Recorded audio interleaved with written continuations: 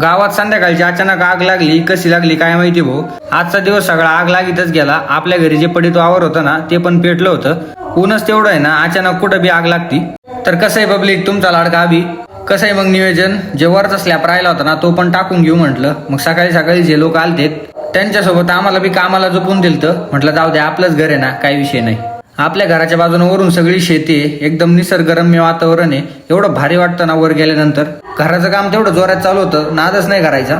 आता तुम्ही म्हणशाल ही आग लागली कस काय, आपले तारीचे पोल आहे ना त्यातून काहीतरी थिनगी उडले असेल आणि खाली सगळं वाळेल होतं. मग काय लगेच पेट घेतला. भरपूर जणांना आपल्या गावातल्या सप्त्याचा ब्लॉग बघायचा होता, पण टाइम नसल्यामुळे मला शूटच करता नाही आला. पण फायनली आज शूट केलाय. दरवर्षीप्रमाणे ह्याही वर्षी 7 दिवस सप्त्याचं नियोजन एकदम भारी केलं आणि डेकोरेशनचा नादच नाही करायचा. आपले मंगेश दादा होते डेकोरेशनसाठी. आता तुम्ही पण म्हणशाल अचानक गावात कस काय आग लागली. आपण जे सप्त्यासाठी नाही का फटाकडे वाजवले होते ना त्याची नॉर्मल थिनगी उडली आणि थोडा कचरा होता त्याच्यावर जाऊन पडला आणि तोच पेटला.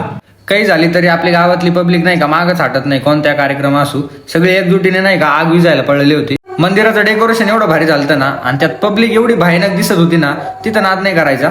खरं ब्लॉगची आठवण आपल्या यश दादानी काढून दिली. म्हटलं चल तुझ्यापासूनच सुरुवात करतो. सगळ्यात मोठी गोष्ट म्हणजे आपल्या गावात आहे ना महाप्रसादाचं नियोजन एवढं भयानक पद्धतीनं केलं राहतं ना. जवळपास 3 ते 4 हजार लोकांचा स्वयंपाक केला असतो. त्यात आपले शुभम शेठ आचार्य होते.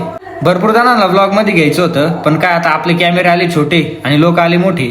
सगळ्या पब्लिकचं जेवण बिवण झाल्यानंतर आम्ही जेवायला बसलो. डायरेक्ट ग्रुप मध्ये बसलो. साईडनं लोक नुसते पाहत होते. शुभम दादा जेवता जेवता तेवढे माकडायचे ना, त्यात ऋषीनं तर शिव्याच चालू केल्या. म्हणणी मला जेवता जेवता ब्लॉग मध्ये नको घेऊ. म्हटलं पड.